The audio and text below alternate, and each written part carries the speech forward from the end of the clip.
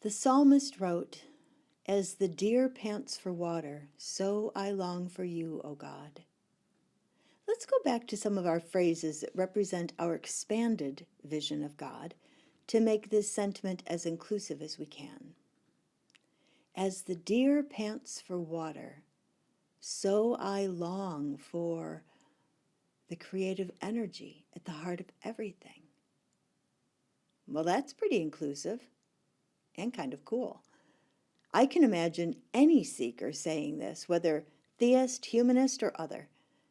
I like the sound of longing for the creative energy at the heart of everything.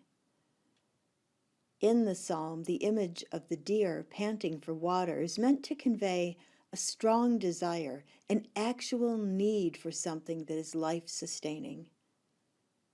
Perhaps we could substitute the deer panting with the phrase, "My life depends on." My life depends on the darkness and the light that relieves it. My life depends on the experience of true presence. My life depends on the longing in my heart and its fulfillment. Could those statements be true? Can our very lives depend on an experience of true presence? If we can assume that it is our hope and aspiration to live in wholeness with a balance of body, mind, and spirit, then I can see how our lives, depending on an experience of true presence, can be true. I wonder what your life depends on. I am learning that my life depends upon the experience of spaciousness in both inner and outer worlds.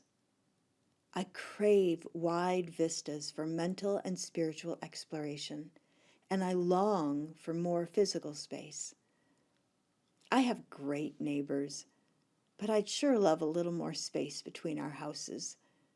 About 10 acres seems right.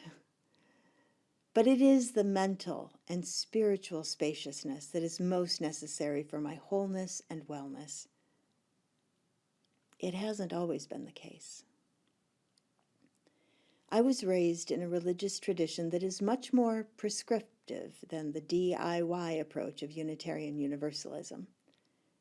For years, those clear definitions and boundaries were a comfort and gave a sense of meaning and direction. When that faith was lost to me as a young adult, I continued to carry wisps of that restriction, something to push against as I explored spiritual vistas that had been previously closed to me. I have spent the past 40 years in spiritual exploration and discovery, trying on ideas and practices, and if they fit, keeping them. If they don't, letting them go. It seems like there is always something to let go, something that was once indispensable and is now more of a distraction. Over the past 5 months of loss and grieving, many of the spiritual practices that once sustained me have become less relevant for me. These months have been a time for diving deeply into darkness, experiencing the womb life of death and rebirth. Letting go of my expectations of what makes up the spiritual life has been the surrender that Mark Nepo suggests. All the buried seeds crack open in the dark the instant they surrender to a process they can't see. The process that cannot be seen is the very essence of the creative energy at the heart of everything, myself included. I have been opening in the dark, surrendering to a process that destroys and creates, weaves and unravels. It has been an illuminating time in the dark. Nepo describes it this way. In nature, we are quietly given countless models of how to give ourselves over to what appears dark and hopeless, but which ultimately is an awakening that is beyond all imagining. This moving through the dark into blossom is the threshold to God.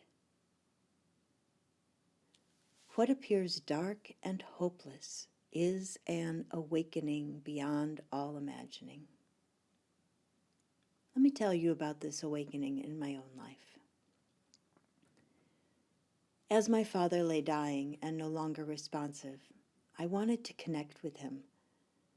I thought about what might be comforting to him, and I began to sing some of the old hymns and songs from that earlier faith tradition. It suddenly struck me that perhaps I was at a threshold, the turning point that so many who have fallen away from a religious point of view describe when they reconnect to what was, returning home. I was still for a few moments and then asked myself aloud, is this the moment when I fly back to the arms of Jesus? A heartbeat later, I felt like someone had rung a bell inside me. No. That was a home I could not return to. I couldn't return to who I was. Even considering it made me feel those old boundaries closing in. You see, the God I know, the one I've come to trust, is the very definition of spaciousness, the creative energy at the heart of everything. Finally, I felt those last wisps and tendrils from my old life fall away, and with them, the hurt and even bitterness I had nurtured for too long. My life depends on the openness and spaciousness I have found in my spiritual path. Although you and I may journey together, my path is not yours, nor is yours mine. Each of us must undertake our own path based upon our evolving understanding of how we are connected to all of it. Each of us must discover what it is for which we yearn, what our lives depend on. How strange that we yearn for that which we hold in the palm of our hand. Connection with mystery, with the cosmos, with our beloveds. We imagine we are somehow separate, and like children afraid of the dark, create epic tales of our aloneness. It was St. Paul, blinded by the light on the road to Damascus, that declared that nothing can separate us from love, from God. Neither powers nor principalities, neither life nor death, nothing can separate us from the love of God, because we are all connected. All of us are a part of the all of it. We are all connected.